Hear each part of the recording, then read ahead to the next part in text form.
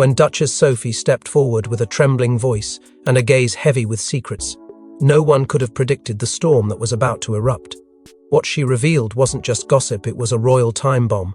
For years, she kept a chilling encounter buried beneath palace protocol. But now, she's speaking out, and the name she utters, Meghan Markle. And what she saw changed everything. Before we go deeper into what this really means for the royal family, make sure to subscribe so you don't miss a single update. It happened at Frogmore. I never forgot the look in her eyes. That's how Sophie began, softly, but with a gravity that chilled the air in the room. It wasn't just what she said. It was how she said it, like someone finally freeing herself from chains forged in silence. According to Sophie, this wasn't just about personal animosity. It was about something far more disturbing, a moment she was never meant to witness. She admitted she had stayed quiet for years, not out of loyalty to the institution, but out of fear, not fear of public backlash nor tabloid cruelty. No, this fear was intimate, bone deep, and focused entirely on Meghan. Sophie described being cornered, not physically but emotionally, by a woman who had mastered the art of manipulation in royal spaces. Her voice trembled as she recounted how Meghan's smile never quite reached her eyes, especially that night at Frogmore, a smile that promised consequence, not comfort. What followed was a private conversation that left Sophie rattled for days. She didn't go into full detail, at least not yet, but it was clear something dangerous had occurred behind those palace walls. Sophie said Meghan approached her after encounter, delivering a message not of warning, but of intimidation. "Tell anyone," Meghan allegedly said, "and you'll regret it." Those weren't just words, Sophie insisted. They were a vow, a threat cloaked in royal etiquette, sharpened behind closed doors. And from that moment on, Sophie claims, everything changed. Her relationship with certain palace aides grew cold. Events where she was once a favored presence became suffocating. Sophie says she began to feel watched, as if someone had quietly decided she needed to be controlled, not protected. Even more chilling was Sophie's admission that she wasn't alone in sensing something was off. According to her, other senior royals, unnamed for now, had caught glimpses of this darker undercurrent but said nothing. Whether out of fear, complicity, or simply self-preservation, they too maintained the silence that protected Meghan's carefully curated image. Sophie described an eerie environment in which no one spoke openly, yet everyone knew to tread carefully. It was the kind of silence that doesn't grow out of ignorance but obedience. And Sophie obeyed, until now. But what exactly did Sophie see, and why was Meghan so desperate to bury it? To uncover that, we need to rewind the clock to the days before the royal fabric began to tear. Behind palace smiles and designer gowns, something sinister was brewing. Meghan's arrival brought change, but not everyone welcomed it. Duchess Sophie, once known as the Queen's quiet rock, began noticing things that didn't add up. Glances, whispers, rooms falling silent.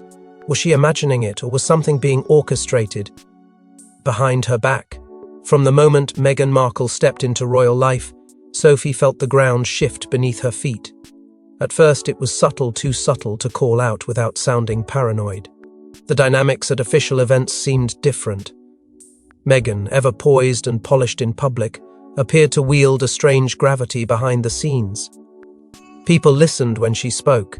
Staff responded to her not just with courtesy, but with caution.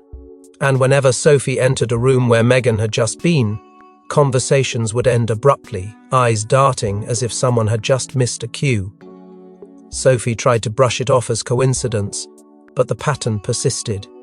It wasn't just a feeling, it was a presence, one that grew heavier with each passing week. The tension between them at public functions became harder to ignore. Sophie, who had spent decades mastering quiet diplomacy, began to feel pushed to the edges of the very institution she helped stabilize. Meghan, on the other hand, glided into rooms with a kind of performative ease that made even seasoned royals recalibrate. Sophie began to question if Meghan's charm was truly authentic or something weaponized. She watched how Meghan navigated the inner circles, not as someone adapting to tradition, but as someone subtly reshaping it. Meghan wasn't playing by the old rules, she was writing new ones in plain sight, and not everyone knew how to respond. but Sophie noticed, and more than once she caught Meghan noticing that she noticed it what? During a private lunch, far from the press and the public eye, that Sophie quietly confided in Princess Anne. Anne, the most unsentimental and sharp-eyed of the senior royals, listened without interruption. When Sophie finished, Anne gave a single warning: stay out of it. The line was loaded, not with fear but with experience. Anne had seen what internal wars could do, and she was signaling that this wasn't a battle worth engaging in. But for Sophie, that option was slipping away. It wasn't a matter of choosing to engage, it was a matter of survival. Every instinct screamed that Meghan was playing a longer game, one that threatened not just Sophie's position, but the very balance of the royal structure. And yet, Meghan's public persona was untouchable. She smiled, she spoke of unity and progress, she won headlines. But Sophie, increasingly isolated, saw something colder beneath the surface. A look, a gesture, a whisper meant to be heard. Sophie began to realize she wasn't imagining the shift. She was in the middle of it. The house wasn't just divided, it was being slowly rewritten. And Meghan, whether through influence or manipulation, was holding the pen. Still, Sophie held back. Until one night changed everything. A night that would force her to confront what she had long tried to avoid. A night where charm gave way to confrontation. A night that would haunt her memory forever. Then came the night of the charity gala, the night Sophie would see something she was never mean. Tea to see. Under chandeliers and champagne toasts, the royal family dazzled the cameras. But deep in the corridors of the venue, far from the public eye, Duchess Sophie turned a corner and stepped into a scene that still haunts her. It wasn't just shocking. It was dangerous. The charity gala had all the makings of a flawless royal affair: glamour, elegance, cameras flashing in every direction. On the surface, it was everything the monarchy needed to project: unity, power, and tradition. But as the night wore on and the speeches wrapped up, Sophie felt the need for a moment of quiet. She slipped away from the main hall to take a private phone call, a routine she often followed at these events when the atmosphere grew too suffocating. What she didn't expect was to become the accidental witness to something that would shatter her understanding of the woman the palace had so carefully embraced. Just as she rounded the corner behind one of the service halls, she froze. There, partially obscured by a pillar, stood Meghan, locked in a hushed but intense conversation with a man Sophie didn't recognize. It wasn't the man's presence that rattled her. It was the tone in Meghan's voice, sharp, deliberate, not the polished cadence she used in public, but something colder. Sophie couldn't hear everything, but fragments pierced through the tension like daggers. "They don't matter," Meghan hissed. "I have my own power now." That single line was enough to make Sophie's pulse quicken. She ducked instinctively behind the wall, her breath shallow. Who didn't matter? The royals? The system? The family?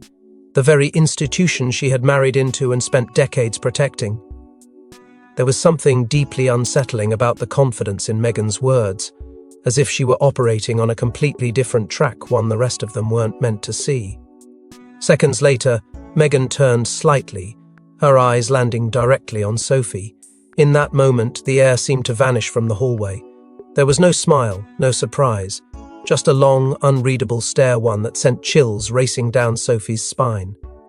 It wasn't fear she saw in Meghan's eyes, it was calculation. Meghan didn't say anything then. She didn't need to. The message had been sent. Sophie hurried back into the gala, trying to compose herself, her mind racing with what she had just witnessed. But the night wasn't over. Later, as guests began to leave and the royal vehicles lined up to take them back to their residences, Sophie found herself briefly alone near the exit. Meghan approached, slow and unblinking. Her voice was soft, almost pleasant, but every word was laced with venom. "Curiosity can be very dangerous," she whispered. "It's best to keep things unspoken." Then she smiled and walked off, as if nothing had happened.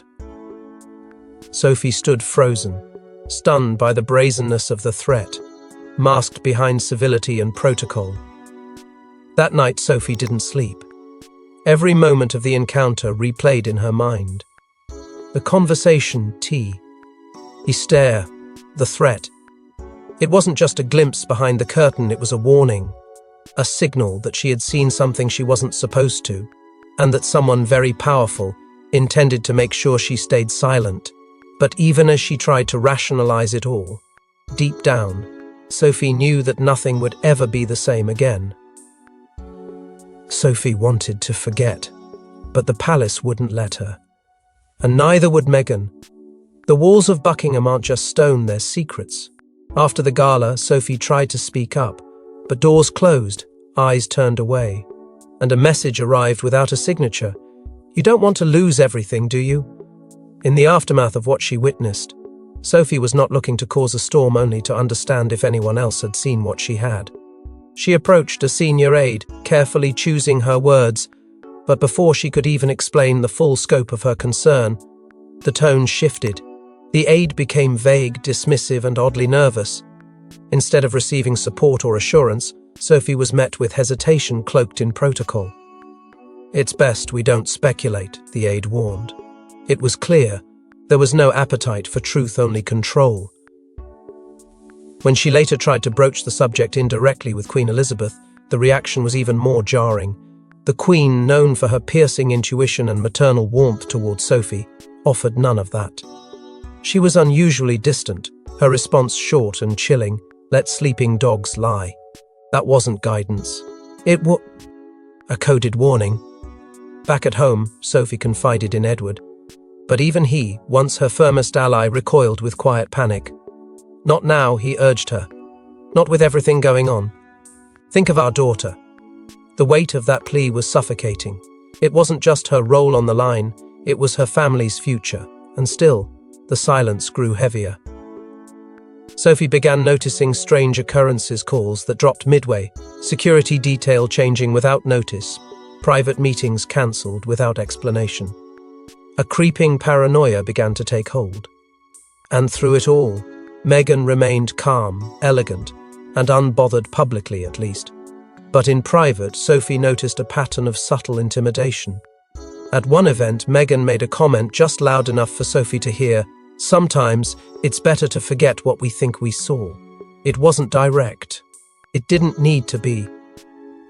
Behind the palace smiles, Sophie's world was tightening. Her words were monitored, her schedule became oddly restricted. Invitations she once received without fail stopped arriving.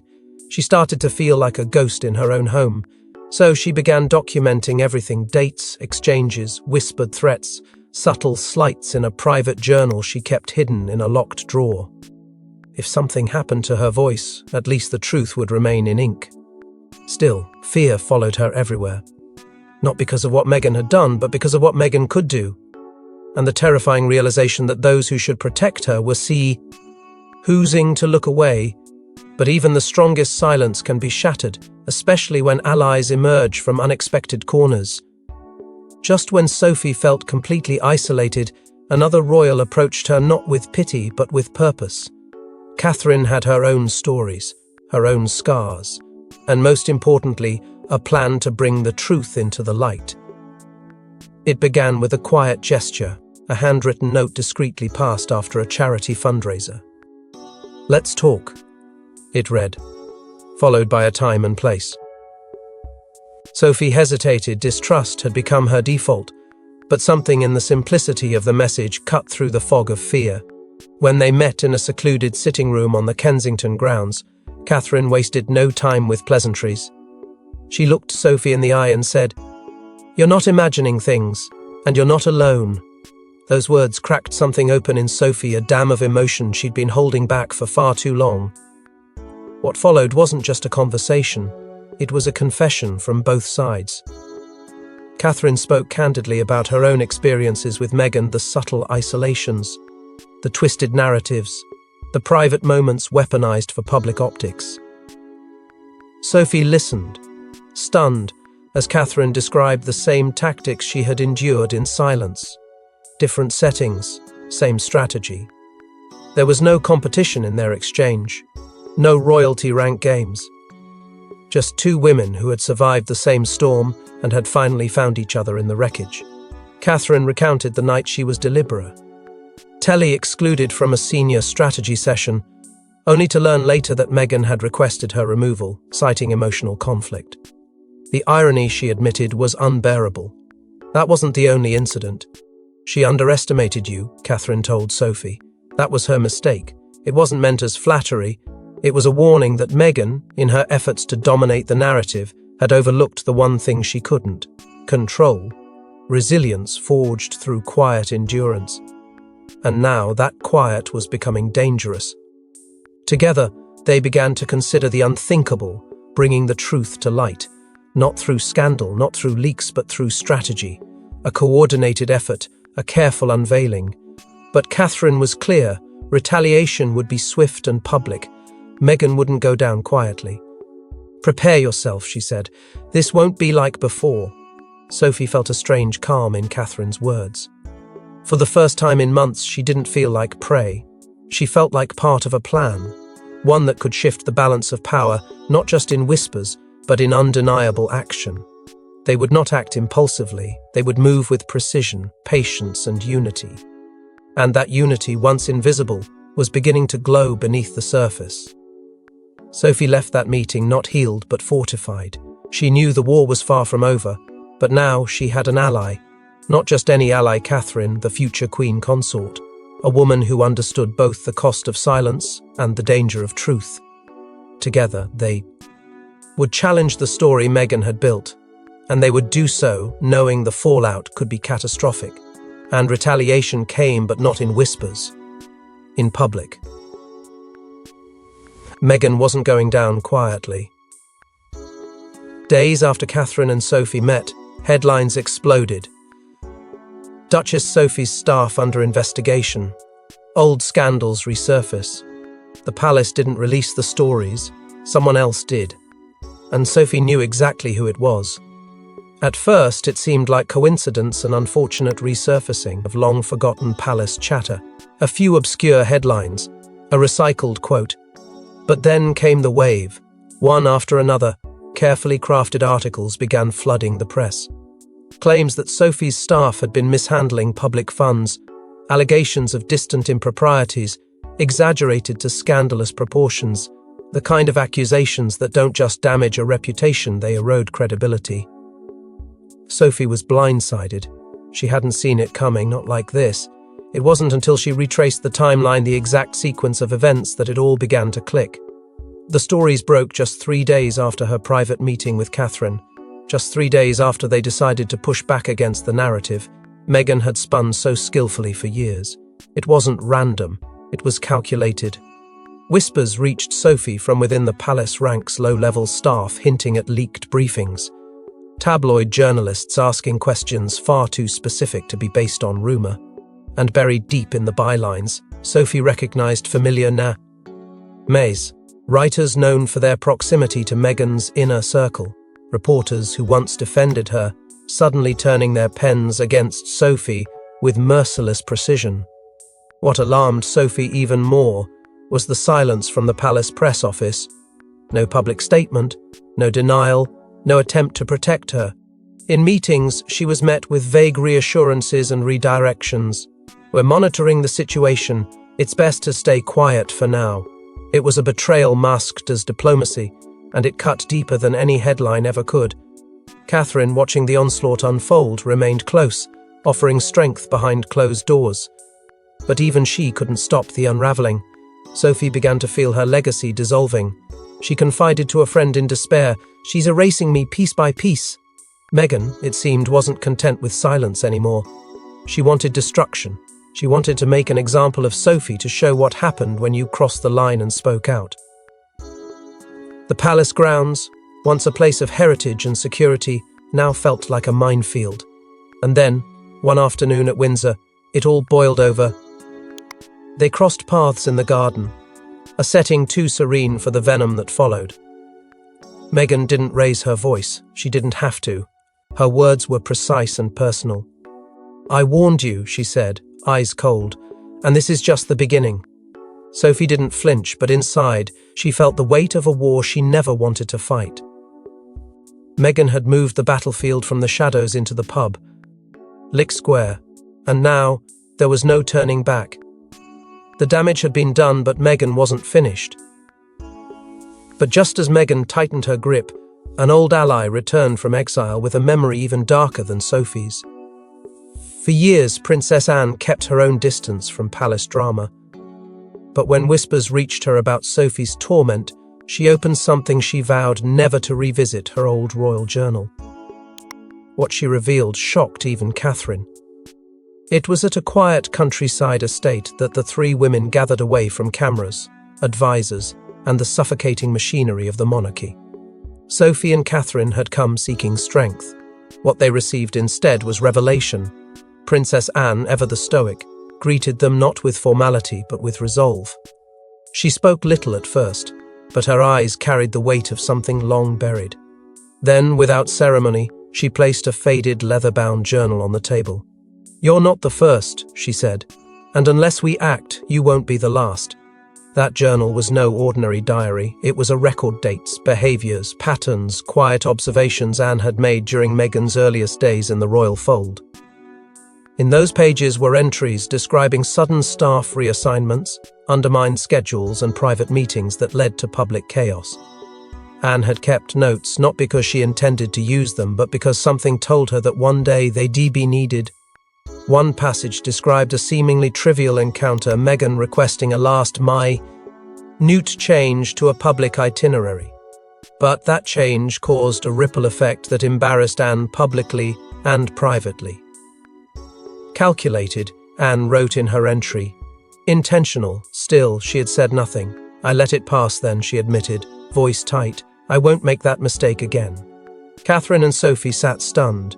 Not only had Anne seen the pattern, they now realized the manipulation had begun far earlier than anyone had dared to imagine. But Anne wasn't finished. She reached into a folder and produced a letter, one that had been sealed for years. It was from Prince Philip, written shortly before his death. It wasn't addressed to the Queen. It was written to Anne. A warning. In it, Philip expressed concern over what he called a growing fracture from within.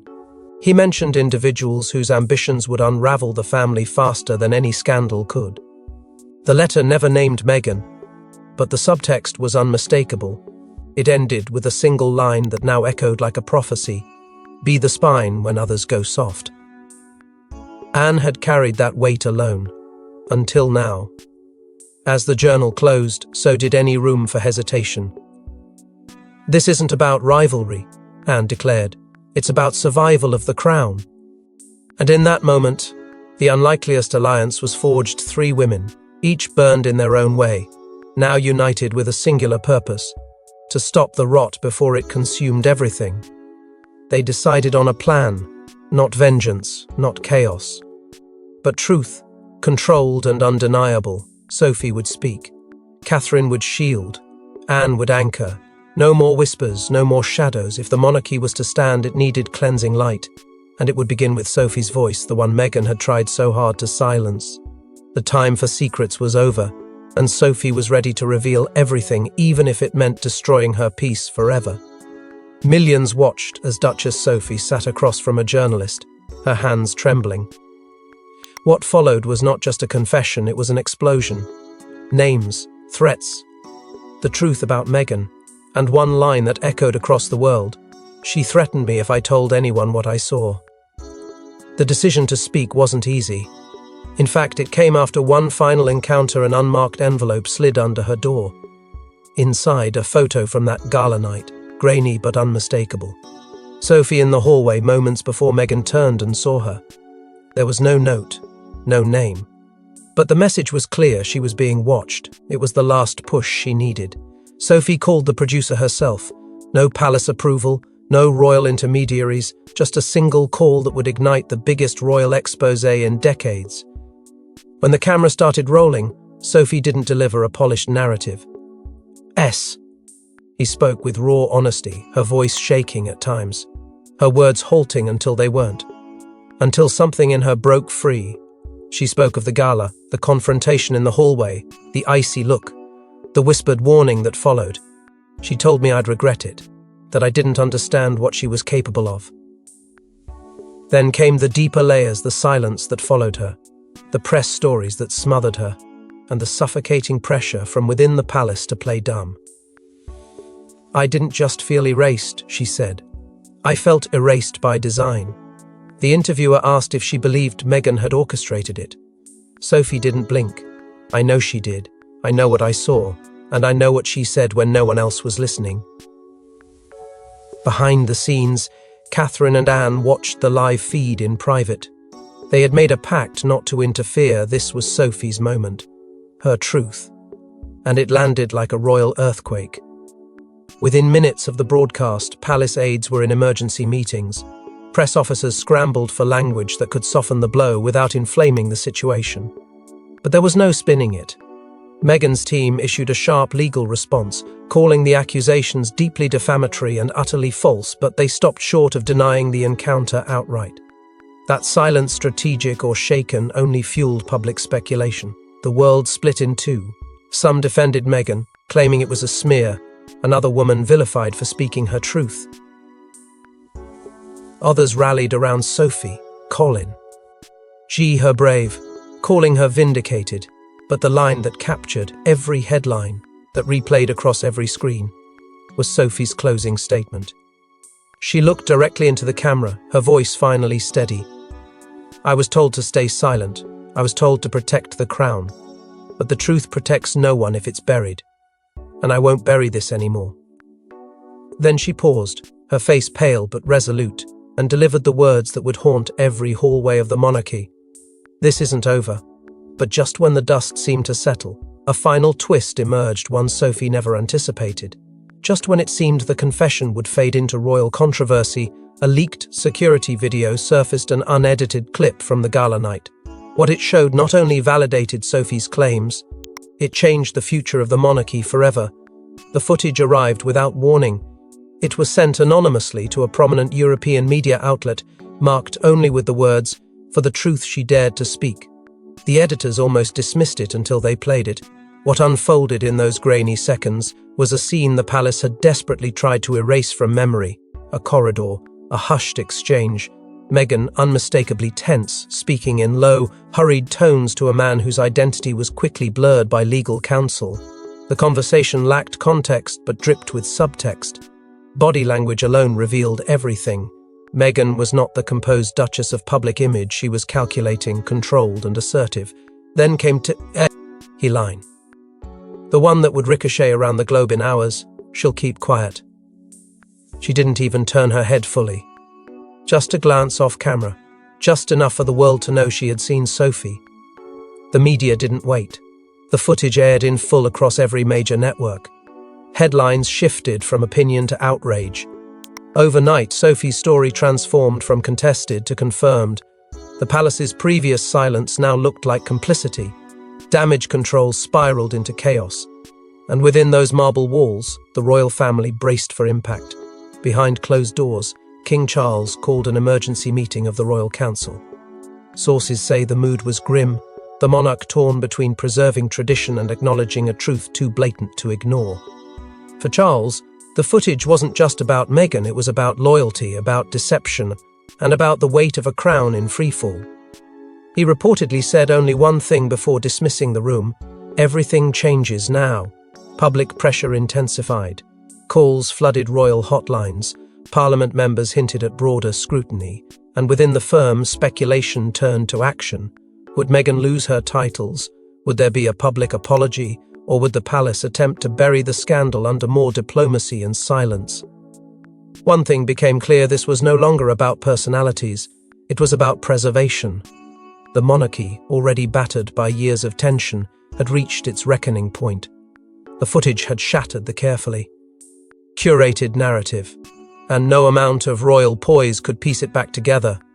For Sophie, the vindication was bittersweet. Her face remained off camera. Her voice had already been heard. But now, her truth had proof. Catherine stood by her side, quietly unshaken. Anne, ever the sentinel, remained steadfast. Together they watched the empire recalibrate in real time, an institution long defined by silence, now forced to confront the consequences of ignoring a woman who dared to speak. What Meghan thought she had buried was now broadcast across the world. And the question on everyone's lips was no longer did Sophie lie, but how deep does this go?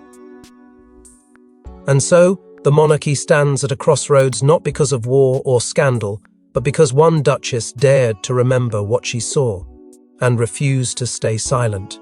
Thanks for watching. Please don't forget to like and subscribe, and we will see you in next one.